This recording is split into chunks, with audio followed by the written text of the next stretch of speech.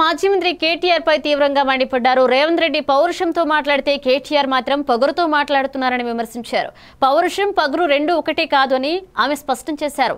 CM Revanth చెప్పినట్లుగానే కేటీఆర్ విదేశాల్లో ఏవో కడిగినట్లే కనిపిస్తుందని ఎద్దేవా చేశారు. ప్రభుత్వం కక్ష సాధింపు చేస్తే అధికారం వచ్చిన రెండవ రోజే కేటీఆర్ ను జైలుకు పంపేవాళ్లమన్నారు. అయితే సీఎం రేవంత్ న్యాయబద్ధంగా వ్యవహరిస్తున్నారని చెప్పారు. కేటీఆర్ జైలుకు వెళ్లాలని ఉత్సాహంగా ఉన్నట్లుగా కనిపిస్తుందని అన్నారు సీతక్క. సీఎం రెచ్చిపోకుండా న్యాయ పద్ధతిలో ముందుకు వెళ్తున్నారని తెలిపారు. జైలుకెళ్లి వస్తే ఏదో గెలిచినట్లు భావించకూడదని ప్రజలంతా గమనిస్తున్నారని హెచ్చరించారు మంత్రి సీతక్క. నేమో దొర పొగరుతో బూతులో మాట్లాడి గలీజ్గా మాట్లాడుతున్నాడు. ఎక్కడో చదివినా ఏదో ఉద్యోగం అంటాడు. మా సీఎం గారు అంటుండే అక్కడ పోయి ఇది అడిగిండి ఇది అడిగిండి అని. ఆ మాటలలో అదే కనబడుతుంది. కాబట్టి కక్ష సాధింపు ఏమున్నది, వాస్తవాలకు ప్రతిరూపంగా అది విచారణ జరుగుతుంది. దాని ప్రకారం ముందుకెళ్తారు అంతే. ఇవాళ కక్ష సాధింపు అయితే గవర్నమెంట్ వచ్చిన తెల్లారే తీసుకుపోయి వేయాల్సింది ఉండే. పద్ధతిగా ఒక విచారణ, దానికి ఒక టైము, దానికి సంబంధించిన ఆయా సంస్థలు చేస్తున్నటువంటి విచారణ. కాబట్టి కక్ష సాధింపు మాకు లేదు. వాళ్ళకే కక్ష ఉంటుంది.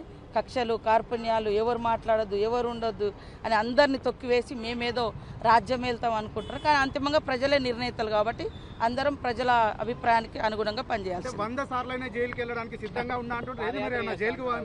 ఆయనకు పాపం జైలుకు పోవాలని బాగా కుతూహలం ఉన్నట్టుంది. వాళ్ళ చెల్లె కూడా జైలుకు పోయి యోగా చేసిన అది చేసిన ఈయన కూడా అంటాను కదా యోగా చేసుకుంటా అని. మరి అన్నప్పుడు ఇంకా కక్ష సాధింపు ఎందుకైతే నీకు ఇష్టం ఉన్నట్టుంది. బహుశా అందుకనే మమ్మల్ని లేనిపోని మాటలని రెచ్చగొడతా ఉన్నావు. మా సీఎం గారు ఏం రెచ్చిపోకుండా నిమ్మలంగా ఇది ఏ రకంగా అది మూమెంట్ అవుతుందో, ఏ రకంగా ల్యాండింగ్ అవుతుంది, ఏ రకంగా టేకప్ అవుతుందని అంటే లీగల్గా ఉండే అటువంటి అనేక రకాల అంశాలను దృష్టిలో పెట్టుకొని సీఎం గారు ముందుకెళ్తా ఉన్నారు. ప్రభుత్వం ముందుకెళ్తుంది. మాకేం కక్ష సాధింపలేదు. వాళ్ళ దురహంకారాలు కాబట్టి మనకు తెలుసుగా పల్లెలలో మనం ఒక దూరనో ఏదైనా ఎదిరిస్తే వాళ్ళు మనసులో పెట్టుకొని ఎట్లా అహంకారంతో ప్రవర్తిస్తారు. అదే ఆయన పొగరుబోతు మాటలు అదే కథ ఉన్నది. ఎందుకు జైలుకి వెళ్ళడానికి ఆయన కుతూహలంగా ఉండాలనుకుంటున్నారు మీరు? ఆయన ఏదో ఆశిస్తున్నాడు అలా పోయేస్తే ఏదో అవుతారని. అదేదో వాళ్ళ చెల్లె అనుకుంటున్నది. వాళ్ళిద్దరి మధ్య కొట్లాట అవుతుంది పాపము.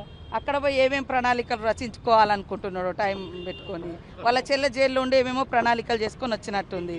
రాగానే బీసీల గురించి లేకుంటే మహిళల గురించి దళితుల గురించి ఏదో పాపం ఏదో ప్రేమను ఒలుకోబోస్తున్నారు. అధికారంలో ఉన్నప్పుడు చేసే అవకాశం ఉన్నా చేయలేదు.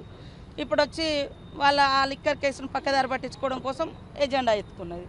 పాపం ఈయన కూడా ఇలాంటి ఆరోపణలు ఇవన్నీ నడుస్తున్నాయి కాబట్టి వాటి నుంచి డైవర్ట్ కావడం కోసం సానుభూతి పొందాలనో లేకుంటే ఇంకేదో రెచ్చగొట్టాలనో ఆయన ఆలోచన ఉన్నట్టుంది. కానీ ప్రాపర్గా ఎంక్వైరీ జరుగుతుంది. ప్రభుత్వం మరి ఏజెన్సీ సంస్థలు ఇచ్చినటువంటి నిర్ణయాల మేరకు ఆ కమిషన్